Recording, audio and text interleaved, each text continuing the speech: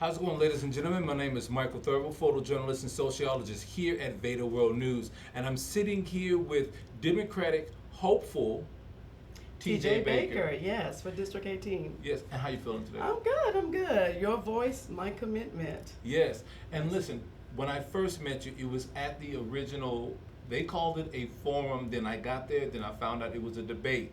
Yes. You stated to me, you said, hey, I'm supposed to be up there. What happened? I'm supposed to have been up there, and then I'm finding out that lately, within the past month, that instead of candidates being based on survey on integrity and their character, it is based on the amount of money that they have in their so-called campaign funds. And District 18, especially the Gen Z, we are not dumb, we're not stupid. We understand that the so-called campaign funds is not all really legit. You have some of the candidates that was up on the panel that have like $500,000. Wow. Okay, well, if you have $500,000 really to spend, okay, then why are you not doing radio?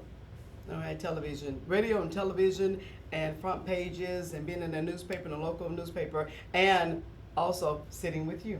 Yes, this is Right. also true. Why are you not spending that money to get the word out, but yet you're doing Facebook pages and Instagram and TikTok or whatever through Meta, verified. And so what that's going on is that, and this has been going on since, I don't know, since the Carter days. Okay, it's been Wow. going on since the Carter days. So Michael, can I call you Michael? Yes. Yeah, okay, Michael. So let's say you donate $10,000 to me. Okay. All right, you donate $10,000, but you say, Baker, under the table, verbally between me and you can only spend $1,000.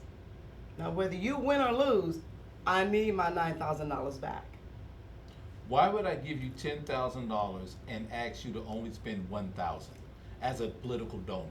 The facade, the illusion that I have 10,000, and this is how I gain the reputable as far as getting money from donors and etc. Now, how do you get that money back? Well, let's say that you have a nonprofit and you have friends that have nonprofits and etc. And slowly, without win or lose, I'm starting to donate back to the nonprofits. As in turn, it eventually all come back to you. Wait, before we go further, let us first say that for those that are listening, we are speaking about the 18th Congressional District and the special voting that's going to be happening November 4th of this year. And what it sounds like that I'm getting from you is we're looking at not necessarily money laundering, but there is some kind of backdoor operation that seems to be corrupt. That is true. And it's been like that for years and years and years. It's just now the grassroots and the Gen Z, especially the Gen Zs, they are now picking up and they're now knowing the game. And that's why that they are not really believing the hype about the candidates that should be, that are only highlighted. And then also the candidates that are highlighted, that's 4 or 5 that's highlighted, and I'm not gonna say their names, highlighted on these selective panels, that they have been funded by big wigs Republicans. Okay. Are you saying that the Republicans are funding Democratic nominees? Yes. Right here in Houston, Texas. That's correct. That's correct. And now look, you can get your money where you can get your money, your campaign funds. Okay. I'm not discrediting that at all. However, our case is, especially the Gen Zs, they're saying that why are you going to shout out the Republicans and the white men doing this and Trump is doing that when you're accepting their money for your campaign? And that is something that a lot of voters here in the 18th district and really all over the state of Texas and possibly on a national level have no idea what's happening currently in the election races as it is standing right now. So just backtracking, you're saying that these Democratic political candidates, to include Republicans, are getting money from elsewhere, saying, hey, I'm going to give you, for example, $10,000, but I only need you to spend $1,000 because I want you to appear that you have a lot of donors and a lot of money, Yes. therefore you have a lot of influence. Yes, yes. And yes. you want that donor, or not the donor, but the person or the candidate that's running to send that money back to a 501c3 of that original donor's choice. Yes, yes. It's going to be filtered back to that actual person that gave the 10,000, but it was only going to be like 9,000. You know, meeting you at the last, and I hate to use this term, Democratic forum or debate, because that's not what I saw there as a journalist. Yes. All right, meeting you there, I did not see young people there in droves. Given the fact that University of Houston was directly across the street, why do you think that is? Okay, well, whoever picked that day didn't do their homework. Okay. Okay? There was a University of Houston game, Yes, it was. and then Jack Yates game. I didn't know that. Yes, yes, Okay, I didn't know Yates. that. Now, as a football mom, and my son's at Sam Houston State Eagle Scout. Okay. Amen, amen. Now seeking his Okay. master's, resident director. Shout out to all the military and veterans that wears the suit there. As a football mom, I mean, I have a choice. You know, are you going to be supporting your child for his football game, or are you going to go to this so-called forum, which ended up really not being a debate, but only the selective the few Right. that was Correct. there. You, as a proud parent, you're going to be there for your child. So whoever picked this date did not do their homework at all, or how about they did it on purpose so that the population would not be as mass. Given the fact that Fox, what is it? Fox 26. I'm from Chicago. It's Fox 32. I'm very sorry about that. But Fox 26 was there as a major media outlet. Why didn't I see CBS or MSNBC there? Well, Fox Channel 26 News has been following District 18. Okay. Okay. And so when you have Channel 2, Channel 11, Channel 13, those are a little bit more expensive. Okay. Okay. So it's a money thing. And so it still goes back to a Are money you thing. saying that they paid Fox 26 for coverage? I do not know, but Okay. I do know that they didn't come out there for free. Okay. Okay, I mean it's a business. Understood. It is a business. You have to pay. I mean, as a journalist, and I've been journalist as well, commentator. It costs. It does. It costs. Okay, so they're not just going to just actually come out there and just do it for free. Now, if we're questioning the tactics of Fox 26 and the selective cherry picking of the 5 candidates that were allowed to go on that particular platform, would we be right to question why did they choose Wheeler Church? Out of all the churches, out of all the locations here in Houston, why Wheeler Church? If you ask me, because Pastor Reverend Lawson, Mm-hmm. okay, and I interviewed him about 2 or 3 times. Really? Through African American News and Issues. Okay. Right? He would have never, if he was alive today, he would have never let that happen. Why? That's- In your estimate? Yes, because Reverend Lawson is a civil rights leader. He's a fair man, and for him to say, if it's a forum, then all candidates with integrity and character, and not just based on money. You will be the second person this week, and today is Monday, so that means last week someone told me the same exact thing. Yeah. As an educator for the past 26 years, what's going on is that you're saying that a child from a Title I school, let's say in Acres Home, Okay. okay, and you're saying that they're not as smart enough to a student in River Oaks. Okay. Okay, so we're not gonna put that child on the panel because they're from Acres Home. That's not right. And that child from Acres Home, a future NASA, future aerospace, future dynamic engineer, Mm-hmm. future inventor. So we cannot base on a child's location and to say that they're not smart enough, so they cannot be part of the debate or part of the selective forum panel. And then because they're not from River Oaks. And that's just what's been going on. Oh, they don't have the money, so they can't be on our panel. Wow. Well, let me ask you, from your position, in your perspective, would this constitute as election interference right here in District 18, Houston, Texas? Absolutely, and this is why Governor Greg Abbott is stepping even more so in. Okay. Okay, even stepping more so in. So here we have this selective list, Okay. and now there's like 5, 6 more Democrats.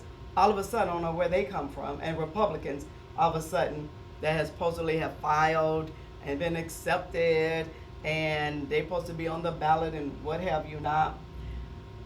And there's an outcry about it because where did they come from? Did they really file? Who filed for them? And there's one candidate that has a felony record, which by right he can run for office. Correct. By right he can run for office. But you know he's running as a Republican, and he might just win the Republican runoff. You never know. He might just win the Republican runoff. Reason by is because the constituents of District 18 said, well, he's just like me. Deserving a second chance. Correct. He might just pull it off. And anyone who does time deserves a second chance. I mean, this is America, is it not? Yes. This is the place where we root the underdog, where we root the person who may be poor and destitute or may have some blemishes on their background. We root for those people because we Yes. want to see them do better. We want to do. see them come up through the ranks. And I think that maybe, and again, I am not taking any political sides Yes. here. I have to put a disclaimer there. Yes. We at VEDA World News do not take political sides. However, that is a very special case. That is a very special case. And also, along with that, I was at a Democratic so-called primary. Mm-hmm. What was that? What was it? Saturday. Okay, Gotcha. it was Saturday. And way off of his Fallbrooks Baptist Church. Okay. Okay. And all the way past Greenspoint Mall. And again, candidates was there, supposed to be a forum. They were, introduced, whatever, but only 4 or 5 the selected was on the panel. Was it the same selected that were at Wheeler Church? Yes, but this time, 2 others have dropped out. Why do you Since think then. they dropped out? I believe somebody is paying them. I believe somebody is paying them. You're under the auspice that Yes. somebody is paying political candidates to Yes. drop out of a political race, a critical one, Yes. right here in Houston, Texas. Yes, because these 2 candidates supposed to have almost $500,000. So why would you drop out? You're supposed to have $500,000 Let me ask you. in your campaign fund, and it's all reported through on FEC, True. along with those candidates that have received Republican money. It's right there. It's still reported on the FEC. See, this is why we got to read. Okay. This is why we got to read. So it's not hidden, but you cannot say, again, the white men doing this and the Republicans doing that, and you taking their money. Well, let me ask you. If you were to make a prediction, given all of the information and knowledge that you have concerning not only this particular race, but just politics in Houston, who do you think would win this particular race? Obviously, you're still on the ticket, correct? Yes, Okay. yes. Myself, Okay. and I'm gonna tell you why. It's not T.J. Baker for Congress. My website is, or our website, We Are District 18, and Okay. I did that for a reason. We Are District 18 is because we are a partnership. District 18, we're a partnership. We have to do this for us and by us. Correct. As the candidates that are the selective ones that are there, once they got in office, they didn't knock on any more doors. So that was just it. They Okay. got the ticket, they Yeah. got the run, they won whatever they won, Yes. and that was it. And that was it. Jehovah Witnesses, my auntie's a Jehovah Witness. Jehovah okay. Witnesses It's knocks okay. on more doors than they do. And Jehovah Witnesses, they do not vote. Okay. I don't know if you know that. I They did do not know Yeah, that. they religion does not allow them to vote. Understood. So Jehovah Witnesses knocks on more doors than the representatives, the leaders so far of District 18 and the candidates. And then only that, the grassroots also are very disturbed, and the Gen Zs. we have two candidates. Okay, we have a state rep, and then we have a a county attorney. Okay. All right, not saying their names. Why would you leave that seat? Well, but we love names here at VEDA World You know, but News. I'm not. There is no, there's no censorship here. We don't do censorship. Okay. We love names because names are factual. Okay. If something is factual, Okay. the names are more than welcome to be permitted Oh, here. okay. But it's still up to your personal Okay. choice. But why would you? I'm not gonna say their names. Understood. Why would you leave that seat? That District 18 bus day bus knocking on doors to get you to get in that seat, and then you just gonna hop and just go to another seat. Where's the loyalty? Where is the loyalty? Where's the promise? Where is the commit? And you leave that seat, which is you still have, you still finishing up that term. Yeah. Okay. But then here's the other thing. If you don't win, then guess what? You still just go back to that seat. Do you think they should be allowed? It's been like that since Carter days. It's been like that since Carter days. That's a high anarchy. That's above my pay raise. Okay, Understood. that is above my pay raise. But it's been like that since the day of time.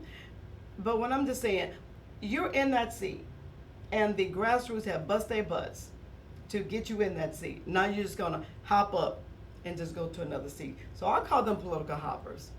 Okay. I do. I call them political hoppers. Also, those that have left and broke quorum and said that, good trouble. Okay, I'm a Zeta Phi Beta. So All right. Congressman John Lewis, the belated love Congressman John Lewis is a Phi Beta Sigma. He would have never left quorum. Why do you think that is? He would have never left quorum. Because how are you going to win a fight and if you left? It's like Muhammad Ali, leaving out of the ring and saying, "Come on, I'm gonna fight you. I'm a boxer." Let me ask you a question. There's no way. Texas Governor Greg Abbott, Republican by the way, Yes. he was looking to bring some kind of charges for them breaking decorum like they did. Do you support that position?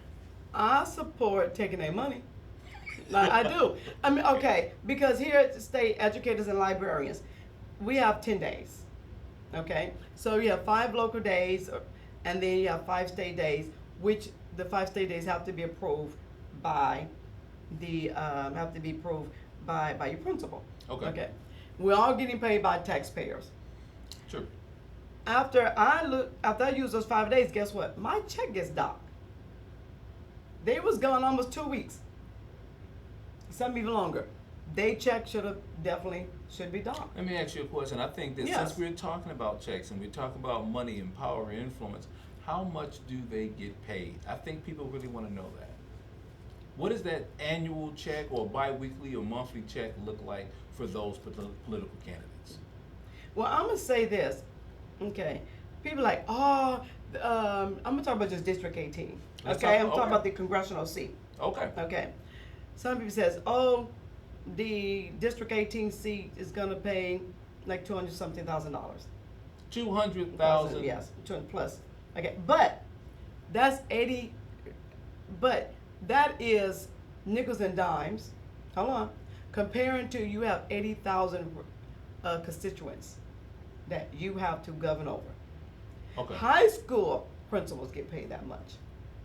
So are you saying that is a step down? Or are you saying that a step down? Not a step down, but when people say, "Oh, they just," or that person or that person in it for the money, that is not true. Because high school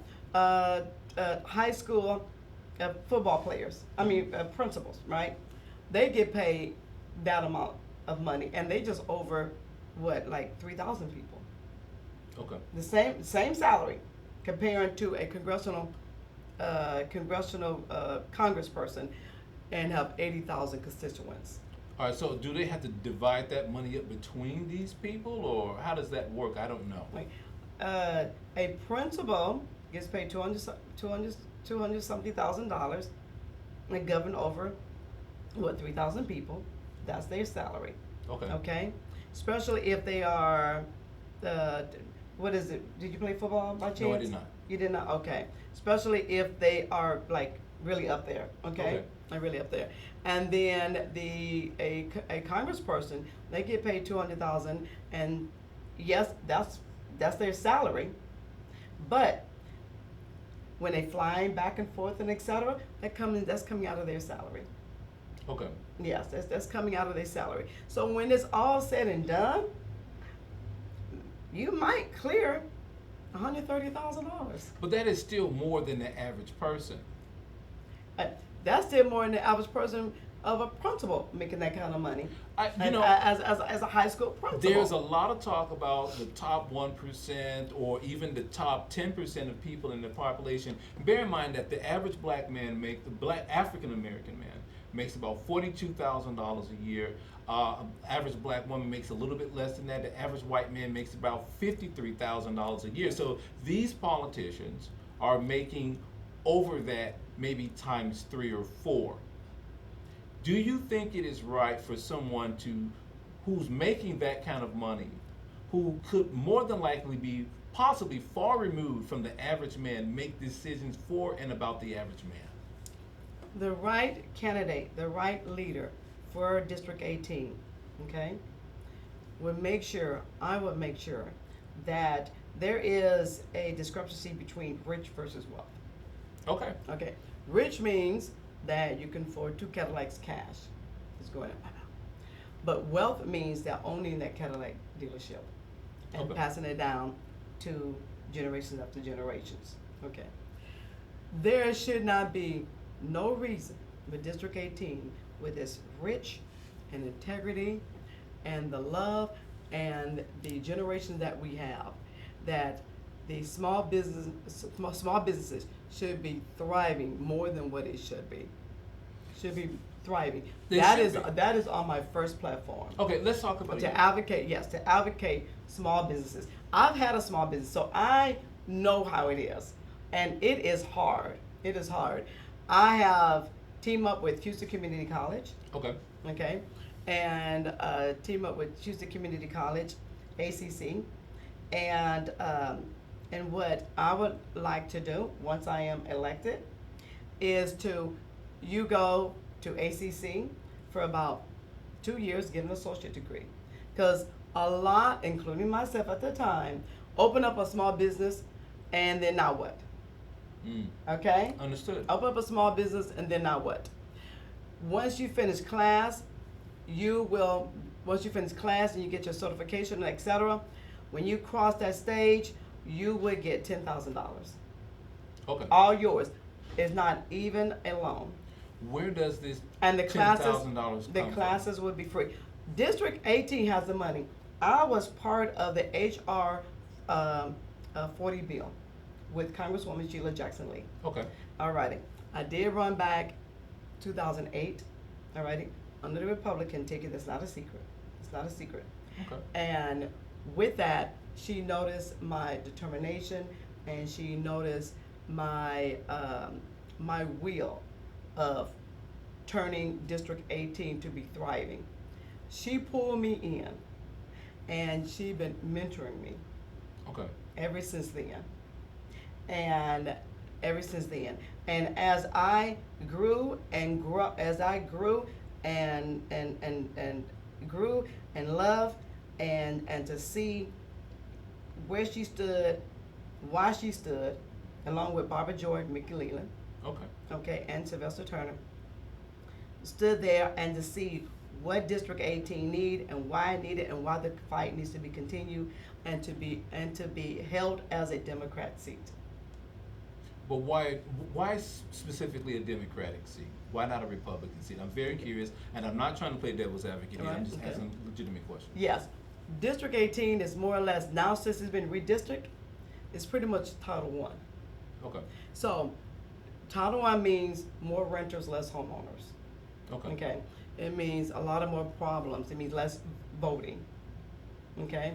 So, out of the 80,000 constituents that's in District 18, only 24,000 only voted. Okay. Why do you think that is? Because District 18 have seen, the same old is still being elected. And Okay. yet, So there's no motivation there's or no incentive motivation for there. them to go. Yes. It's Okay. the same old being elected. You got candidates who really is just only want to grease the palms of those that have filtered money into their campaign that they Understood. have to give back. So as for me, I owe no one.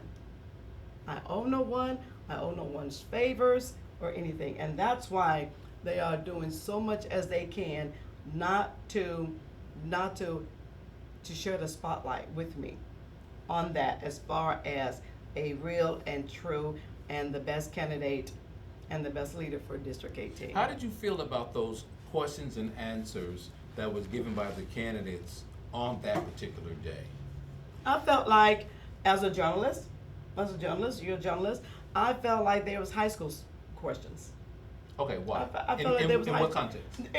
It wasn't challenging. There was not a questions about international. I saw Okay. that. There wasn't a questions about breaking the quorum. There Okay. wasn't a question about um, how to get small businesses to thrive, to thrive. What's the game plan? Okay. And also the number one, it was more hostile. Why do you say that? It was more hostile. Instead of we taking the rim and saying what we need to do, it was all about the Republicans are doing this and the Democrats of are blaming. Yeah, a lot of blaming. I I'm did sorry. see that. The Republicans are doing it. Trump is doing that. And look, before we start to blame any other political affiliations, we need to start and look at ourselves. Why do the Republicans feel that they can just come and, which they did, took over District 18, is because of less vote. Okay, so let me. Of less vote. We need to get out and we need to be heard. When there's no representation, because they see, oh, it's only 24,000. Oh, but then we can just go in there and do what we want to do. Let's backtrack quickly because you said something that really caught my ear. You stated that you were previously on the Republican ticket. What made you decide to cross over? I think people would like to know that. It was back in 2008. Back in 2008, I crossed over after I start seeing what District 18 really need. Okay. Okay, and I have to be on the Democrat ticket because by me being right there in the trenches and to say this is what we need, and I've been there and done that, then therefore my voice, our shared voice, our partnership voice, I can take that with love, not just consideration, but with Understood. love and understanding. Because it was just so different. It's very rare to see a black American woman on a Republican ticket.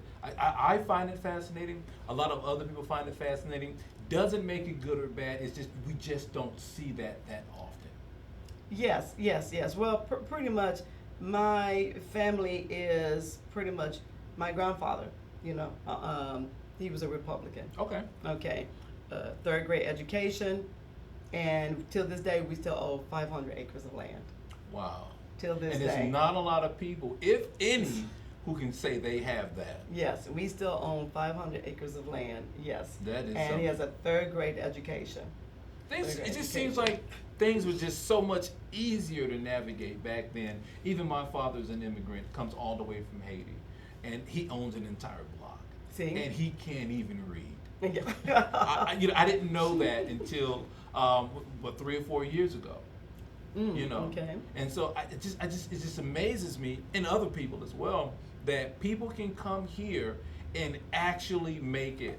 But now, it's not so much. Why do you think that is? What changed? Because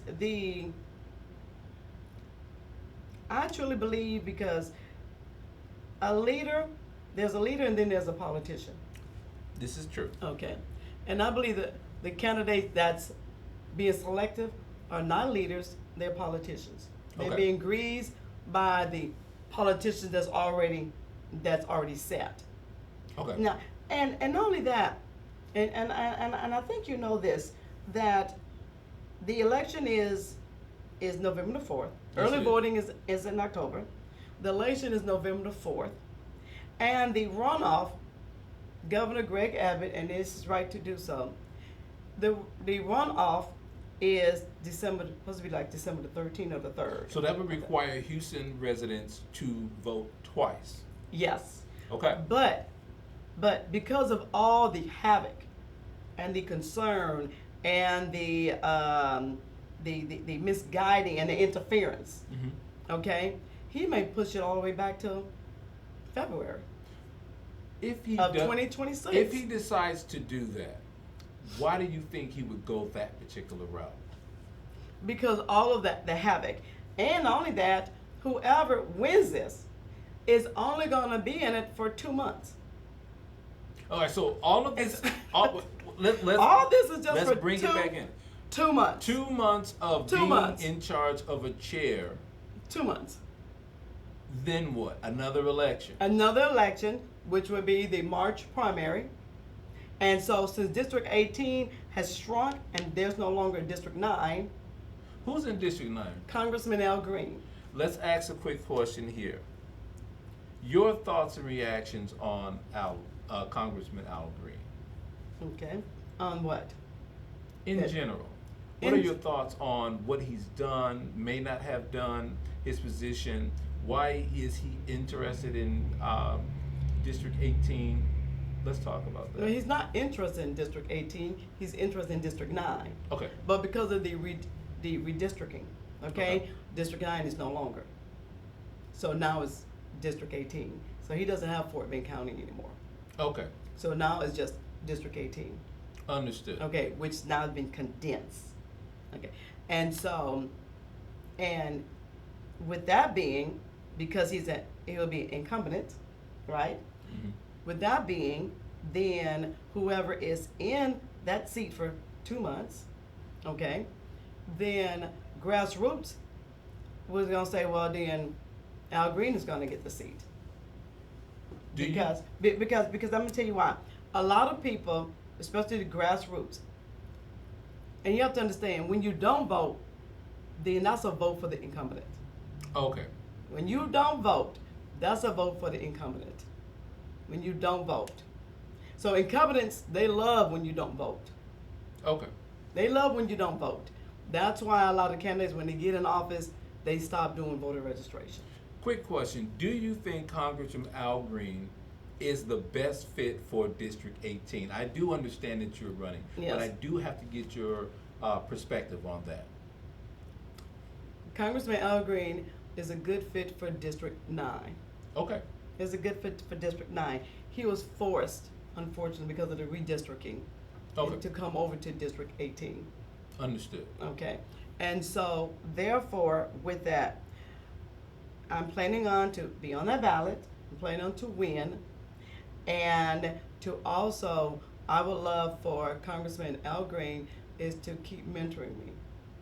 Okay, so he's As well. currently mentoring you right now. But no, I cannot say he's mentoring me, Okay. but we have spoken Understood. about my campaign for District 18. Yeah. Yes, and he knew about it already. He knew about it already. Let me ask you. Yeah, and that I was already on the Democrat ticket. He knew about it. Yes. What- So I had that conversation with him. I'm sorry, No, about you're okay. about 3 months ago. Yes. What would be the defining difference why voters should vote for you versus Congressman Al Green as an incumbent? New vibe. Okay. New vibe. New ideas. New challenges.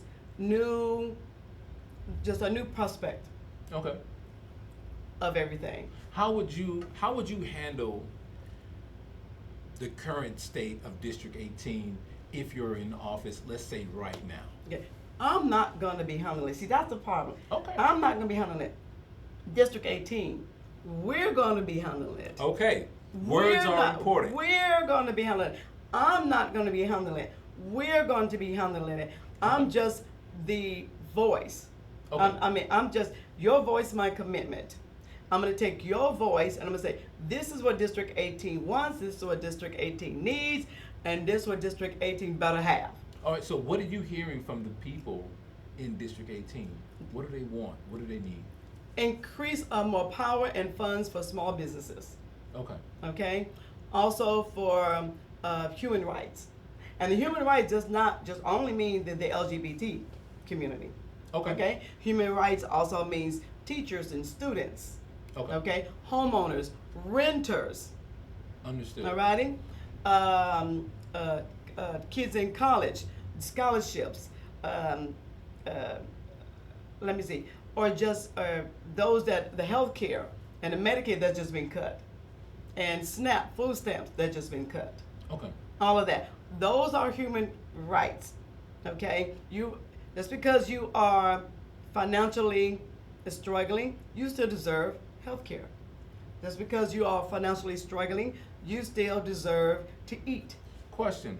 Harris County currently has what's called is it the gold healthcare thing? The Go card. It's called Go Go card. card. I used to have one of those, so I know. I've been taught. How is it? Is it really good? People want to know. Okay, so right now, because of the Obamacare, Okay. so right now you can go ahead on for $10, $20, or even $0, and you can get health insurance. Really? Right And here in Harris right County? Right now, and it is good. Is this specific I to have Harris family. I County? have family members that's on it. Let me ask you, how Yes, come it's good. other counties don't have a program similar to this, or do they? Because it costs a lot of money. Okay. And that's why it costs a lot of money, and that's why the Trump administration they want to cut it, because we have it, a lot of us have it, but a lot of us don't use it. We don't do the wellness checkup. We don't do the wellness checkup or the mammograms or for our teeth or for our eyes. We just have it. You know, I took some time out to speak to some people some time ago concerning why they don't go do the preventative wellness checks. Checkup, yes. And they stated, I have to be at work. Yeah. I don't have time to go to the doctor to sit for whatever amount of time. It could be 30 minutes. Yes. I need my money. Yeah, this is true. This is true. And that's why now there is, Zoom meetings. Okay. Okay, you can have the Zoom meetings. So, and it just take 5, 10, 15 minutes. So that needs to be coming out, but it's not, as you know, it's not coming out with the candidates or with the current leaders that we have.